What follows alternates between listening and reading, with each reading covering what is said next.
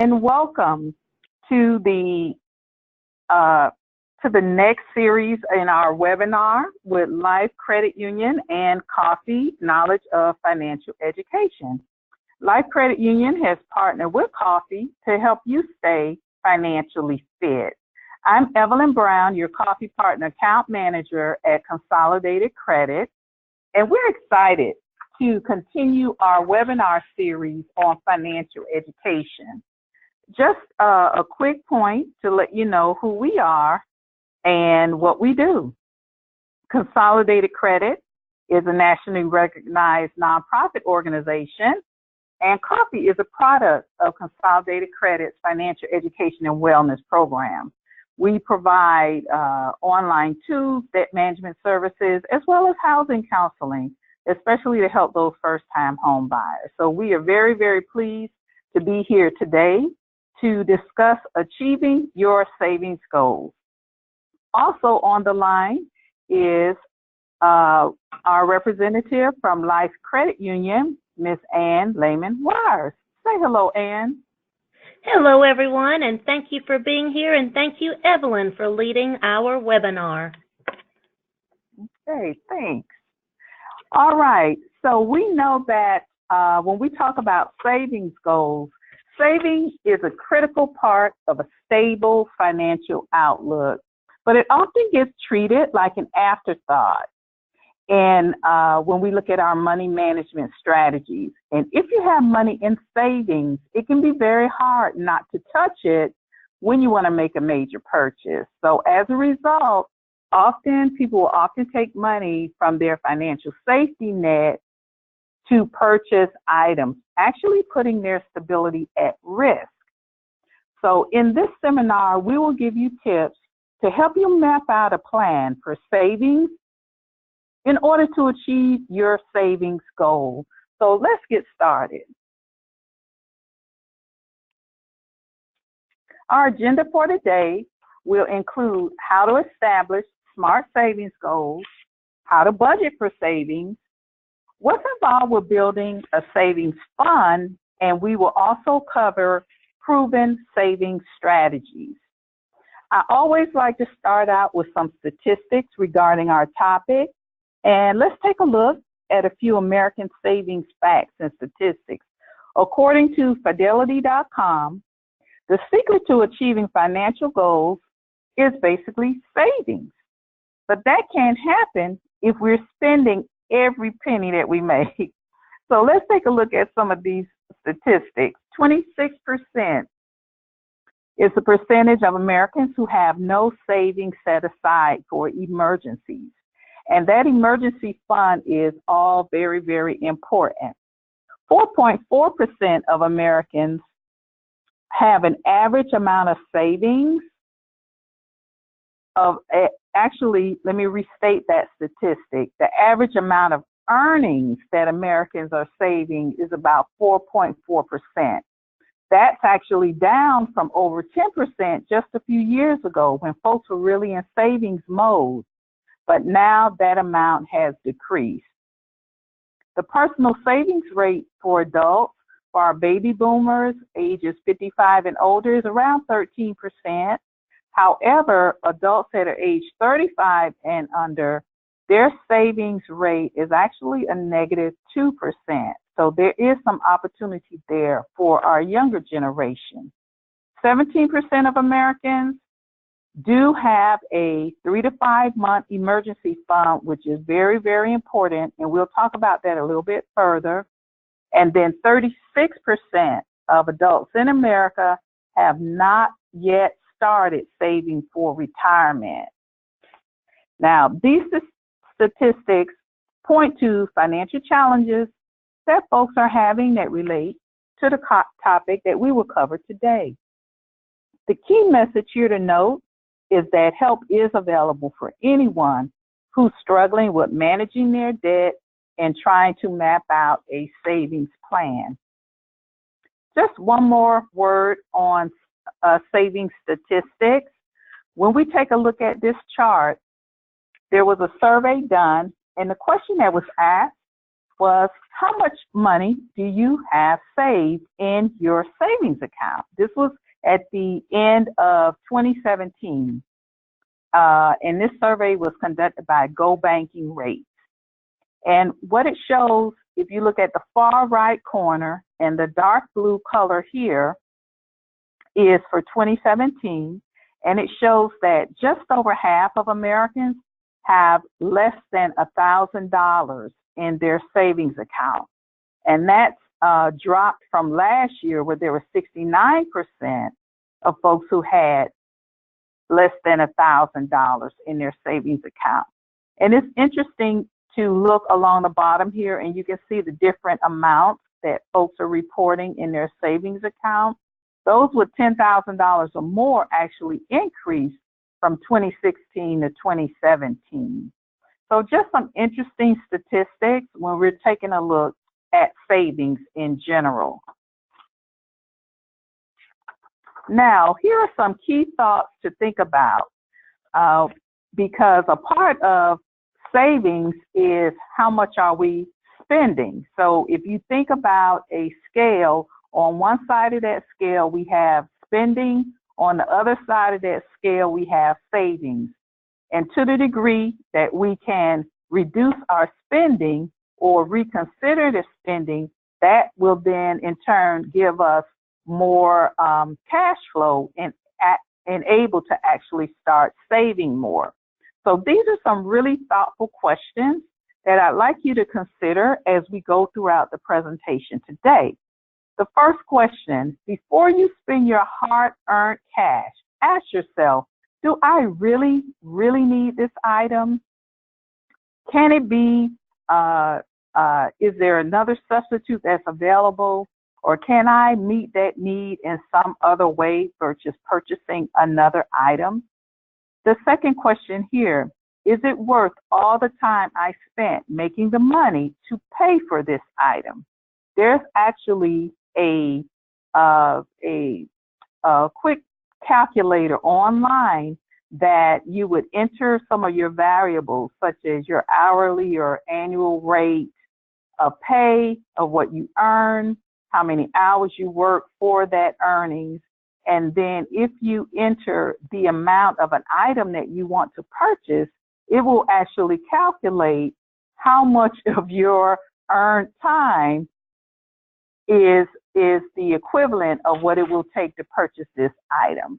And it's just an interesting kind of fun thing to do if you have a moment to consider that, to say, is this item really worth all of the time I spent making the money, to pay for this? A couple of the other key questions include, do I really need to buy the price of this item, or will a lower cost item serve me just as well, serve the purpose? And also, do I really need a brand name item, or can a store brand item serve my purposes and at the same time save me some money? Another key question, can I really afford this right now? There's also another kind of rule, if you will, regarding savings, or a suggestion or recommendation. And that is to say to yourself, okay, let me use the 24-hour rule before I purchase this item. And if I still really need it and still really want it, after about 24 hours, then I'll go ahead and make that purchase. It's kind of like a cooling off period to help us with our impulse purchases. So these questions all will help us to establish what we call SMART savings goals. And a SMART savings goals relate to having a SMART savings plan. SMART being S-M-A-R-T. And what do we mean by SMART savings goal or plan? This is actually an acrostic that we can use to memorize to help us map out our actual savings plan. So the S stands for specific. Have specific reasons for accomplishing your goal. That is to say that if your goal is kind of pie in the sky and vague, then that goal rarely will produce results. So if we wanted to use an example, say for example, you would like to save, say about $1,200 for a vacation this year. Okay, that would be a good example of a specific reason for accomplishing a goal. You would like to save $1,200 for a vacation. So the M in SMART stands for measurable. This is measurable criteria that you can track your progress towards your goal. So in essence, it answers the question, how will you track your progress towards your vacation savings plan? So for an example of a measurable criteria, you might say, okay, if I'm looking to save $1,200 for that vacation, how about if I start at $100 a month? That's a great example of a measurable criteria that will help you to track your progress. The A in SMART stands for achievable. This says or means is or answers the question, is my goal achievable? Am I achieving something that's most important to me? And in this case, that annual vacation is very important. So that goal, an example of an achievable goal using our, following our example here of the vacation savings would be to use something that, or take a look at my budget to say, okay, where can I begin to cut back in order to pull out of my annual budget or my monthly budget this $100 a month that I need. And it might be that, my morning coffee, my daily morning coffee, maybe I can cut back there and put those dollars into savings. And that way it will make my goal achievable. R stands for realistic. And going back to our example of the coffee expense, my morning Joe is a discretionary expense, and it's something that I can definitely reduce or cut out altogether and use those funds for my savings account. And then the T stands for time frame. So using our example of our goal of saving $1,200 for my vacation, I could create a time frame that's tied to that goal to create a sense of urgency that says, okay, I'm going to take 12 months, I'm going to save $100 a month, and I'm going to start right now. So this is an example of a SMART, S-M-A-R-T, savings plan. And you can do this with any savings goal that you have. You get a specific goal, you look at your measurable criteria. Is it achievable? Is it realistic based on your budget? And then set your time frame.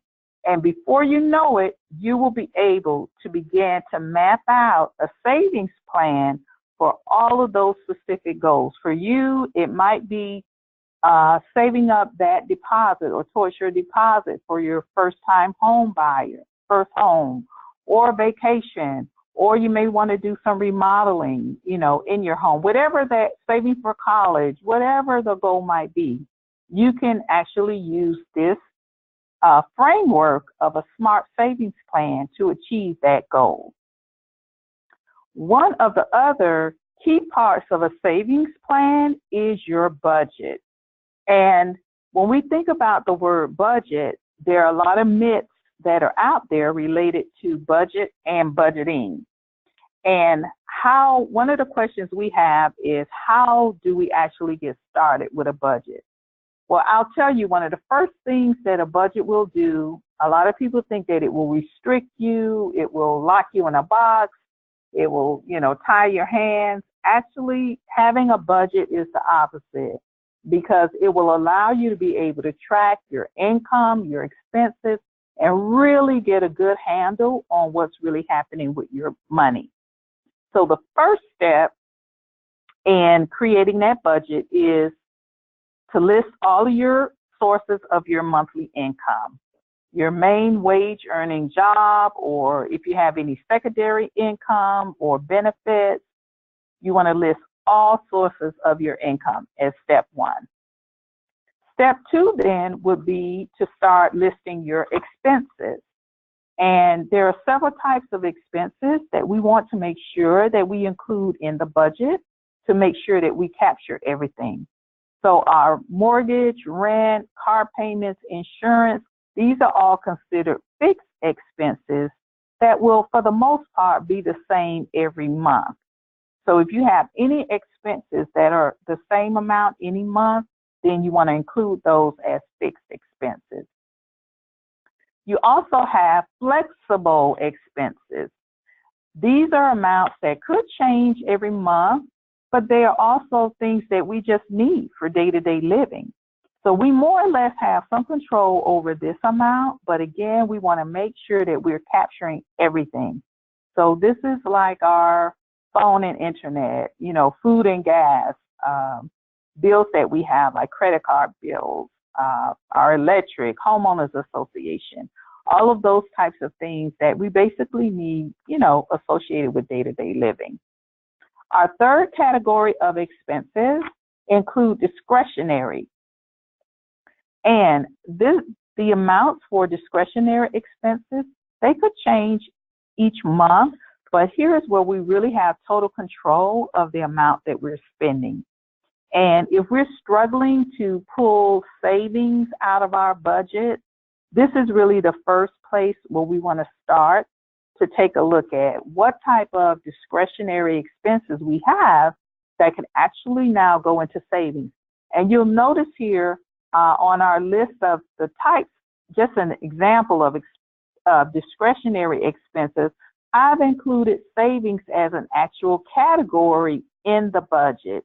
And that's one of the things that we want to do. We want to actually have a category in the budget that says savings, and we are going towards that goal every month. Another thing to take a look at in this example of discretionary expenses, going back to our example of the $1,200 vacation that we want to save for. If I'm already saving $60 a month, and my goal, if you remember, was about $100 a month, then here is where I can look at my budget and say, okay, where can I find another $40 that I'm spending on discretionary expenses or categories?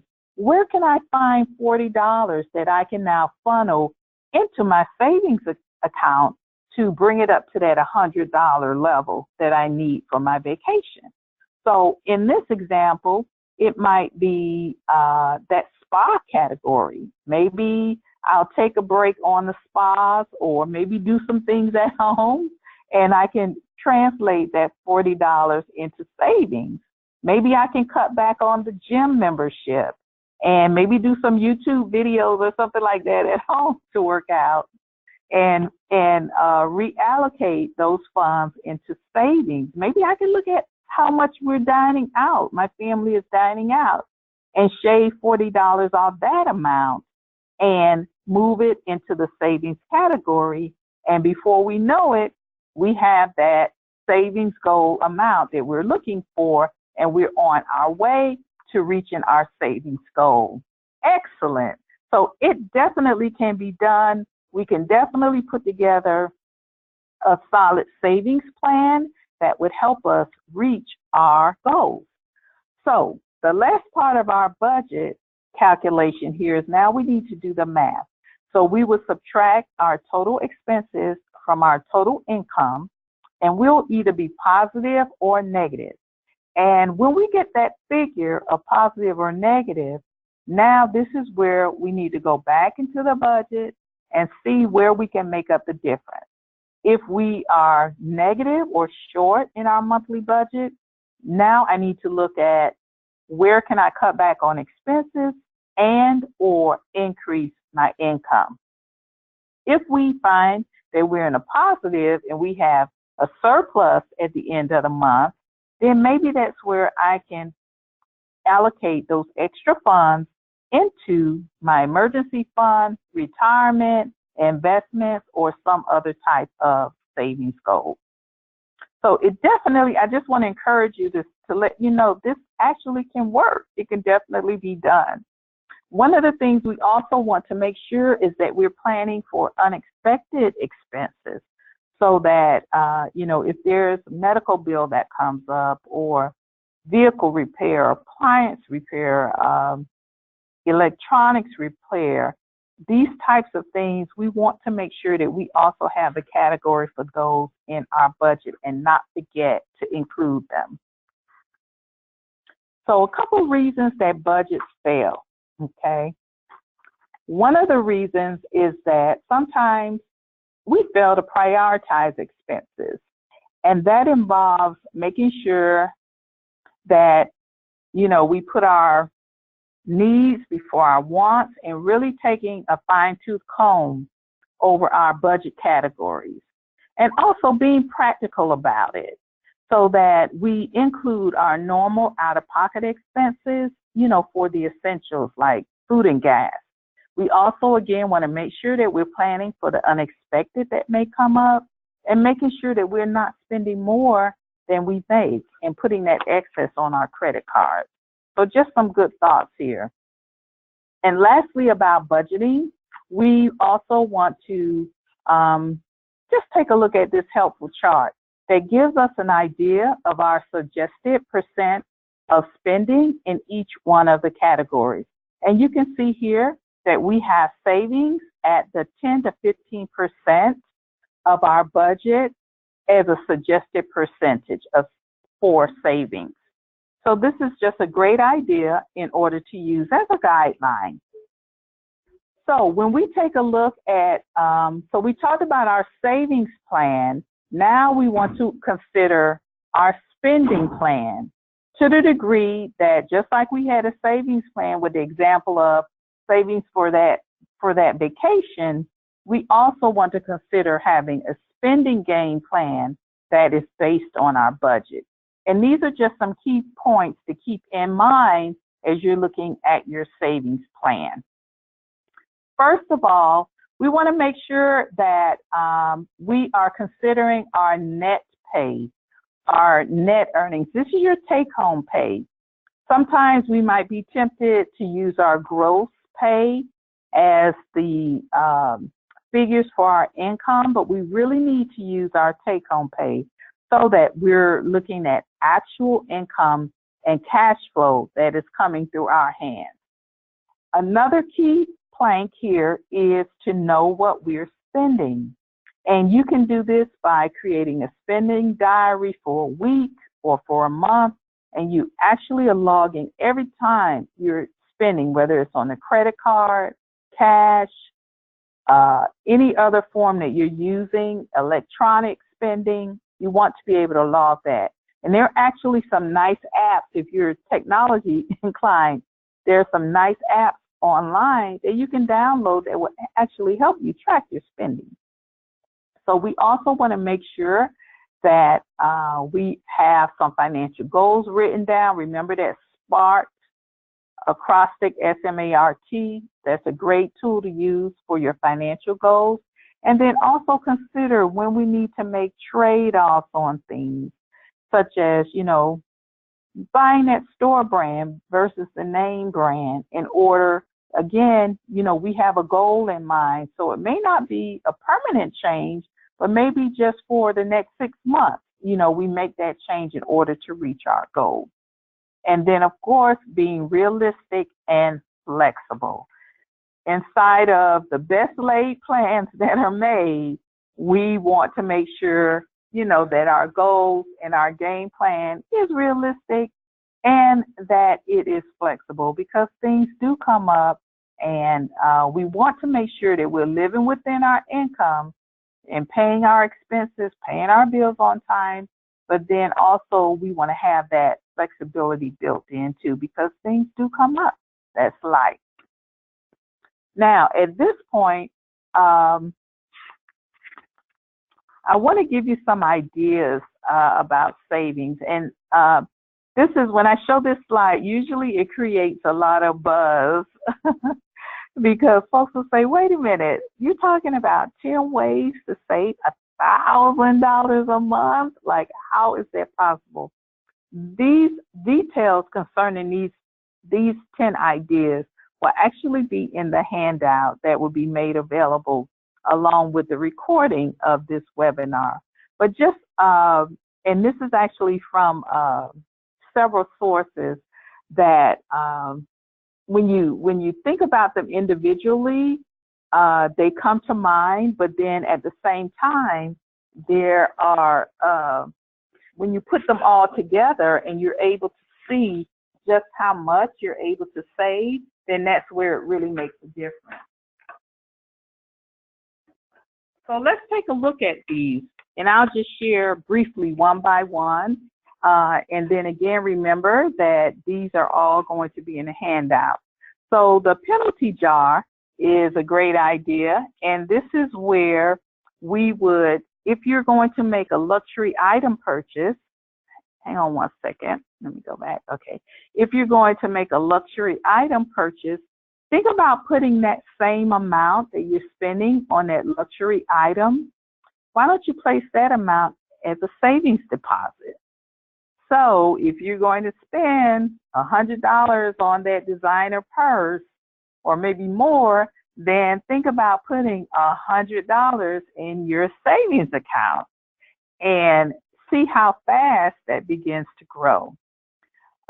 Number two, stop loaning money to Uncle Sam. This is relating to your tax refund. If you're getting a huge, big tax refund, you may have some opportunity to adjust your withholding amount, your W-4, so that you can receive that money in your monthly income as opposed to waiting when you do your tax refund. Number three, conquer the 5% challenge. This is a really interesting one because what it relates to is making a challenge to say, okay, in a certain category, when we looked at the budget, to say, okay, I'm going to spend 5% less in these top three categories in my budget. So for an example, if you had an item in your budget that's about $100 a month as an expense, why don't you reduce that spending to $95? That's a 5% difference, and save that 5% amount into your savings account and see how fast it begins to add up. Number four, set a strategy for the supermarket. This involves so many different ideas. You can coupon, you can buy in bulk, you can look at sale dates, you can, just so many things that can happen in the supermarket for savings. Number five, improvise your income. This has to do with looking at a part-time job or some other type of additional income that can be, pursued in order for those funds to go directly into savings. For an example, if you have 6 hours a week available at $12 an hour, okay, that would equate to over $3,700 per year that could actually go into a savings account. Think about that. 6 hours a week at an average $12 an hour equates to, the exact number is $3,744 a year. That's a healthy contribution to income and to savings. Number six, be fanatical about fees. This has to do with looking at ATM fees, late fees on credit cards, checking account fees, cable service fees, just scanning all of your expenses and looking at where am I paying additional fees that I can eliminate. A lot of savings there. Of course, review your technology. Number seven, every year, or every 6 months, take a look at your technology. Where can I cut back on cable, on my phone service, looking at your data rates, all of those types of things, just reviewing that technology and seeing where you can right size that and you're not paying too much or overpaying. Number eight, rethink your recurring expenses, things like gym subscriptions or insurance policies. As a matter of fact, personally, I actually just did this. I went back and looked at my auto insurance And that's usually something that we just put on autopilot, and just make sure it's covered and we forget about it. But we went back and looked at our auto insurance, and we found an alternative that literally cut our auto insurance expense in half. Okay, which was amazing. And so those funds went into our savings account. And then we talked about number 9, alternatives to brand names. We can go to the outlet stores. We can take a look at other options for instead of those brand names. And then number 10, smart use of credit cards. So this is a very high level, quick overview of just some ideas and ways. And in the handout, in the example that it shows, all of these 10 items taken together for an average family actually equated to over $1,000 a month in savings, which was amazing. So be sure to take a look at that and consider some of these ideas for ways to save, smart ways to save. So finally, we want to just wrap up with some key messages here that savings, it really is all about you. You want to make sure that you're paying yourself first, and you want to strive for around 10% or so of your savings. Hang on a second. Looks like my slide deck is moving around a little bit. Sorry about that. There we go. You really want to strive to save at least 10% of your, whether it's weekly, biweekly, or monthly income, and put that aside into a savings account. And it really can be done. It really can. I just want to give you that encouragement. And you also want to make sure that you have an action plan.